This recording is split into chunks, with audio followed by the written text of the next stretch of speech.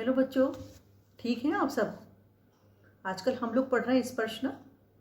स्पर्श में पिछले वीडियो में मैंने आपको प्रेमचंद जी के विषय में बताया था। आज हम उनके द्वारा लिखित कहानी बड़े भाई साहब को पढ़ेंगे, समझेंगे और जानेंगे। ये कहानी मनोवैज्ञानिक कहानी है। इसमें बच्चों के मनोविज्ञान के बारे में बताया गया है। ऐसा लगता है जैसे प्रेमचंद जी को बाल मनोविज्ञान का बहुत अच्छा ज्ञान था। दो भाइयों को बताया है, दोनों की तुलना करते चले। देखिए, दो भाई हैं, वो हमारे प्रत्यक्ष कैरेक्टर हैं, यानी कि चरित्र हैं। प्रत्यक्ष रूप से दो चरित्र हमारे सामने चलते हैं, बड़ा भाई और छोटा भाई। लेकिन परोक्ष रूप में तीन चरित्र और हैं जिनका यहाँ पर कहीं कहीं जिक्र किया गया है। माँ बाबा और प्रिंसिपल साहब की माता, जिनके माध्यम से लेखक ने अनुभव के महत्व की महत्ता को बताने का प्रयास किया है। अब चलते हैं हम कहानी की तरफ। कहानी को तीन भागों में बांटा गया है।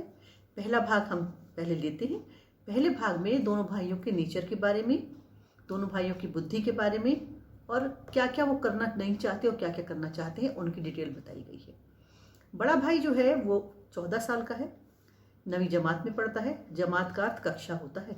उर्दू में कहानी में बहुत सारे उर्दू के शब्द आए हैं, इसलिए उन्होंने कक्षा को जमात लिख दिया है। बड़ा भाई 9वीं कक्षा में पढ़ता है, 14 साल का है। छोटा भाई 5वीं कक्षा में पढ़ता है, 9 साल का है। दोनों भाइयों में 5 वर्ष का अंतर है, लेकिन क्लास में सिर्फ 3 साल का अंतर है। अब सवाल ये उठता है कि 3 साल का अंतर क्यों है, जबकि दोनों भाइयों ने एक ही उम्र में पढ़ाई शुरू की थी। दोनों को एक ही उम्र में स्कूल भेजा गया। बड़े भाई साहब जो थे वो कोई भी काम जल्दबाजी में करना नहीं चाहते थे, चाहे तो पढ़ाई हो या कोई दूसरे काम। वो सोचते ऐसा थे कि किसी भी काम की नींव मजबूत होना चाहिए। अगर नींव मजबूत होती है तो बाकी सब भी ठीक होता है। जैसे आप लोग जानते हैं, भवन बनते हैं, घर बनते हैं, तो उनकी नींव की खुदाई होती है, उसकी मजबूती के लिए तमाम उपाय किए जाते हैं। इसी तरह से बड़े भाई भी सोचते थे कि नींव मजबूत होगी तो मकान आलीशान बनेगा। अर्थात जब वो अच्छी तरह से पढ़ेंगे, ज्ञान को बहुत गहरे से लेंगे, तो आगे तक बहुत ज़्यादा ज्ञान ले पाएंगे, ऐसा उनका ख्याल था। इसीलिए वो हरदम पढ़ने में लगे रहते। 1 मिनट के लिए भी कोई दूसरा कार्य नहीं करते थे। खेलने का तो उनके जीवन में कोई नाम निशान ही नहीं था। चाहे कितने बच्चे खेलते, कितने टूर्नामेंट होते, यहाँ वहाँ सारे बच्चे जाया करते, मगर बड़े भाई साहब को इससे कोई मतलब नहीं था। हाँ, कभी कभी अपने दिमाग को आराम देने के लिए वो ऐसी ऐसी चीज़ें लिखते जो किसी की समझ में नहीं आती थी। कभी कभी एक शेर को ही या किसी एक लाइन को साफ साफ बार बार लिखते रहते। कभी कभी किसी शब्द को दोहराते रहते। कभी कोई चित्र बना देते जिसका कोई समझ नहीं सकता था कि क्यों करते हैं ऐसे। छोटे भाई ने कई बार देखा और ये सोचा भी कि ये क्या करते हैं, वो पूछे, लेकिन उनके सम्मान के कारण वो ऐसा नहीं कर सका। उसने ऐसा नहीं किया। लेकिन जो छोटा भाई था उसे खेलने कूदने का बहुत शौक था। जब भी मौका मिलता खेलने निकल पड़ता। कितना भी बड़े भाई डांटते समझाते, लेकिन जब उसका मन खेलने का होता तो वो खेल नहीं जाता, वो खेलने निकल पड़ता। खेल भी ऐसे ऐसे खेलता जो बड़े भाई साहब को सुन के और देख के ही गुस्सा आ जाता। जैसे कंकर उछालता। अब आप सोचेंगे कंकर उछालना कौन सा खेल हुआ। जैसे आजकल भी हमारे बच्चे नहीं होते, बॉल को लेते हैं, खूब ऊंचा उछालते हैं और फिर देखते हैं किसकी बॉल कितनी ऊंची गई आसमान में, आपस में कंपटीशन करते हैं। यही कंकर उछालना होता होगा उस ज़माने में। कंकर उछालने का खेल खेलता। अगर कोई साथी मिल जाता तो उसके साथ दीवार पर चढ़ता और कूदता, और कागज़ की तितलियाँ बनाता और उन्हें हवा में छोड़ता, घंटों उड़ाता रहता। उसके अलावा कभी कभी वो गेट पर बैठ जाता और गेट को आगे पीछे ऐसे घुमाता जैसे कार में बैठा हो। वो घंटों के हिसाब से ये सब करता रहता, और जब लौट कर आता तब बड़े भाई साहब उसको बड़े आड़े हाथों लेते। उनका सबसे पहला सवाल ये होता कि कहाँ थे। अरे भाई, जानते तो हो कहाँ थे, मैं खेलने गया था, वो ऐसा मन में सोचता। और हकीकत भी थी, वास्तविकता ये थी कि जब भी वो नहीं होता था वहाँ पर हॉस्टल में, तो वो खेलने में मस्त होता था। बड़े भाई साहब का सवाल सदा का एक यही था, कहाँ थे। जवाब अंडरस्टूड था कि वो कहीं मैदान में खेल रहा था। बड़े सब भाई साहब बहुत नाराज़ होते, तरह तरह से उसे पढ़ने के लिए मोटिवेट करते। हर तरह से वो कोशिश करते कि पढ़ने में उसका मन भी उतना ही लगे जितना कि उनका लगता है। उनकी बातों को ध्यान से सुनता रहता। और कभी कभी वो उसको इस तरह से समझाते कि उसको लगता कि पढ़ाई लिखाई उसके बस की बात नहीं है, उसे सब छोड़ छाड़ के अपने घर लौट जाना चाहिए। और घंटा 2 घंटा वो बैठा रहता, लेकिन फिर हिम्मत जुटाता और सोचता नहीं, उसे भी पढ़ना है। कहीं से उसके अंदर से मोटिवेशन आती और सोचता चलो पढ़ने का एक टाइम टेबल बनाते हैं। टाइम टेबल, जिसे कि हिंदी में हम समय सारणी कहेंगे। टाइम टेबल बना लेता वो, टाइम टेबल बनाकर रख लेता। सोचता उसको बिल्कुल फॉलो करेगा। सुबह उठने से लेकर रात के सोने तक 1 मिनट का टाइम खेलने के लिए नहीं होता, सिर्फ पढ़ने का टाइम या आधा घंटा टहलने का टाइम। भला इतना खेलने कूदने का शौकीन बच्चा कैसे इतना पढ़ सकता है? टाइम टेबल बनाना एक बात है और उसको फॉलो करना दूसरा बात। टाइम टेबल बनाता और उसको रख देता, लेकिन जैसे ही वो देखता हरियाली, खेल कूद, उसका चंचल मन बाहर जाने को बेचैन हो जाता और वो खेलने निकल पड़ता। टाइम टेबल धरा का धरा रह जाता और फिर वही वहीं से शुरू हो जाता कि बड़े भाई साहब उसको देखते और डांटते डपटते, बहुत उसे नाराज़ होते उस पर। वो उनका बहुत सम्मान करता था, इसलिए कुछ कहता सुनता नहीं था। कभी कभी सोचता था घर लौट जाए, लेकिन ये सोचकर कि नहीं, पढ़ाई लिखाई आवश्यक है जीवन में, घर जाने की बात उसने नहीं सोची, घर वो नहीं गया और फिर पढ़ने पर लग जाता। ये हमारी कहानी का पहला भाग था। आइए देखते हैं कहानी का दूसरा हिस्सा। सालाना इम्तिहान हुआ। सालाना इम्तिहान का अर्थ होता है वार्षिक परीक्षाएं। सालाना इम्तिहान हुआ, बड़ा भाई फेल हो गया, छोटा भाई फर्स्ट आ गया। पढ़ा तो इतना कम था और फर्स्ट आ गया। बड़े भाई को लगा कि कहीं कुछ मिस्टेक हुई है जिससे ये फर्स्ट आया है, इसने तो कुछ किया ही नहीं। बड़े भाई बहुत उदास हो गए। छोटे भाई ने अब सोचा कि अब मैं इनको बताऊं कि इतना आपने पढ़ा लिखा, क्या फ़ायदा इसका हुआ, इतना पढ़ने से कुछ नहीं होता, पढ़ना उतना ही चाहिए जितना काम का हो। लेकिन क्योंकि वो छोटा था और उनके घर की जो शिक्षा थी वो इस तरह की नहीं थी कि बड़े लोगों से बहस की जाए।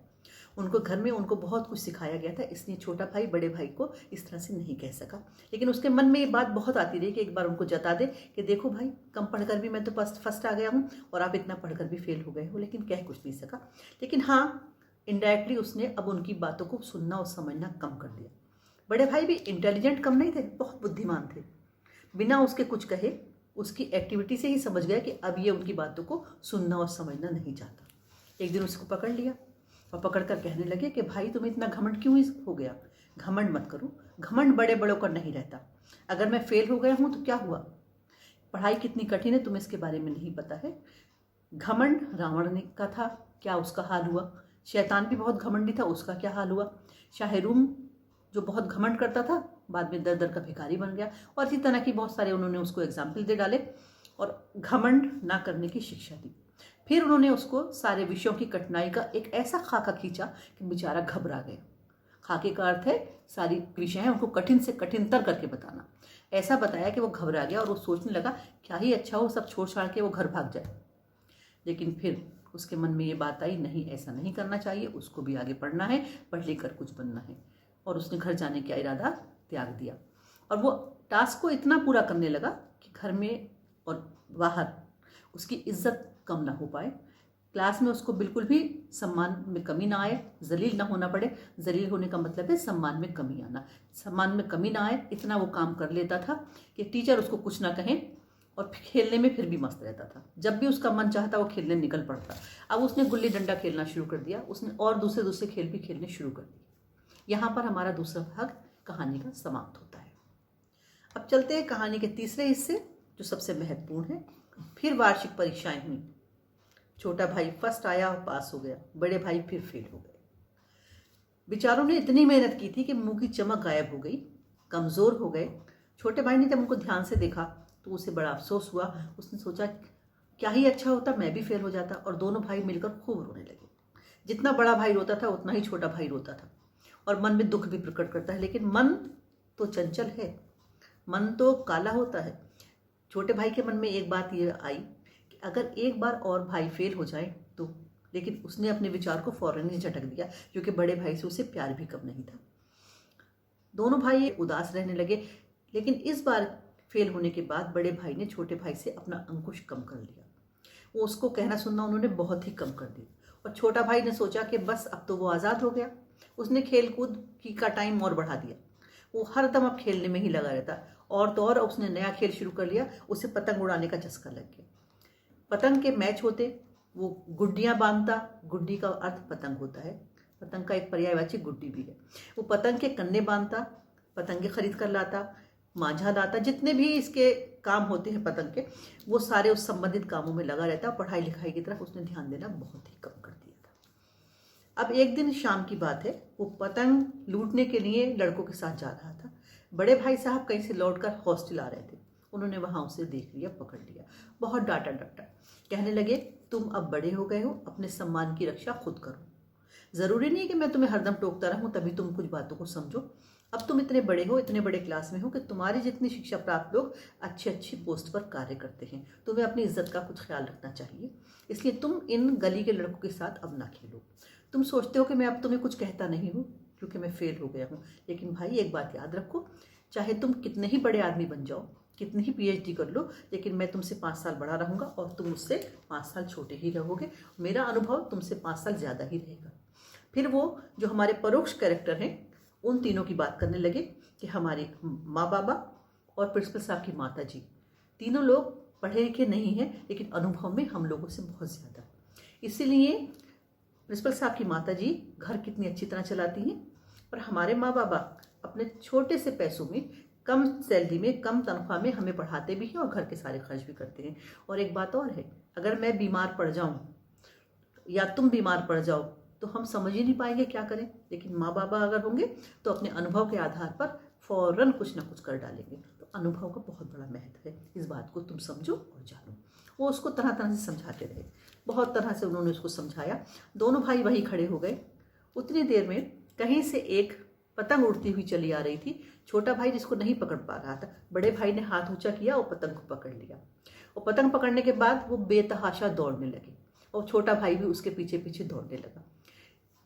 इससे ये साबित होता है कि जो बड़े भाई हैं उनके दिल में भी बच्चा बसता था, बस छोटे भाई पे अंकुश रखने के लिए वो बड़े बने रहते थे, क्योंकि किसी ने ठीक ही कहा है ना, दिल तो बच्चा है जी। ये थी प्रेमचंद की कहानी बड़े भाई साहब। अब इस कहानी को अगर हम एक पैराग्राफ में कहना चाहें तो इस तरह से है कि दो भाई हैं। बड़ा भाई 14 साल का है, 9 क्लास में पढ़ता है। छोटा भाई 9 साल का है, 5वीं क्लास में पढ़ता है। दोनों में 5 साल का अंतर है, लेकिन क्लास में सिर्फ 3 का अंतर है, जबकि दोनों ने सेम एज में ही पढ़ना शुरू किया। कारण यह है कि बड़े भाई साहब हो सकता है एक क्लास में कई बार पास ना हो पाए हों, इसीलिए वो पिछड़ते चले गए और बड़े भाई साहब छोटे भाई के पास आ गए। छोटा भाई खेलने में मस्त रहता है, वो सारे देसी खेल खेलता है, जैसे कंकड़ियाँ उछालना, गुल्ली डंडा खेलना। वो खेलने कूदने से ज़रा भी समझौता नहीं करता, वो खेलता रहता है और निरंतर पास भी होता रहता है, फर्स्ट आता रहता है। बड़े भाई साहब एक साल फेल हुए, दूसरे साल फेल हुए, पहले साल फेल हुए और फिर दूसरे साल फिर वो फेल हो गए। दूसरे साल फेल होने पर छोटे भाई ने बड़े भाई की बातों को सुनना समझना बहुत कम कर दिया। पहले साल फेल हुए थे तो उसने अनजाने से इनडायरेक्टली उनकी बातों को सुनना समझना कम किया था, लेकिन दूसरी बार फेल हो जाने पर उसने सामने से उनकी बातों को नकारना शुरू कर दिया। एक तो इसमें ये आया है, लेकिन सामने कुछ नहीं कहा, इसका मतलब उनकी फैमिली वैल्यूज़ बहुत अच्छी थी, बच्चों को परिवार ने बहुत कुछ सिखाया था। दूसरी बात यह है कि अनुभव के महत्व को बताया गया है कि हम चाहे जितने भी बड़े हो जाएं, लेकिन जो वास्तव में हमसे बड़े हैं उनका अनुभव हमसे ज़्यादा होता है। हम कभी भी उनके अनुभव के पास नहीं पहुंच सकते। तभी हमारे माता पिता, हम कितने भी बड़े हो जाएं और वो कितने भी बड़े बुजुर्ग हो जाएं, हमेशा हमें बताते रहते ऐसे करो वैसे ना करो। इसका मतलब ये है कि जब हम बड़े होते हैं तो वो हमसे और बड़े हो जाते हैं, इसलिए अनुभव उनका ही हमसे ज़्यादा बड़ा होता है। इस कहानी में बताया गया बच्चों के मनोविज्ञान को बहुत अच्छी तरह से बताया है। बड़ा भाई 14 साल का है, इसलिए किशोर है। किशोर मनोविज्ञान के बारे में इतना अच्छा बताया है। एक चीज़ और इसमें आई है कि पढ़ना बहुत अच्छी बात है, लेकिन पढ़ने के साथ साथ थोड़ा बहुत खेल कूद भी होना चाहिए। हमारे शरीर को भी थोड़ा सा रेस्ट मिलना चाहिए, माइंड को भी रेस्ट मिलना चाहिए। बड़े भाई निरंतर पढ़ते थे और पढ़ने के साथ साथ अपनी कॉपी किताबों पर कुछ कुछ बनाया करते थे। इसका अर्थ यह है कि उन्हें भी रेस्ट की ज़रूरत थी, लेकिन वो अपनी आदत के हिसाब से रेस्ट नहीं लेते थे, बल्कि पढ़ते रहते थे।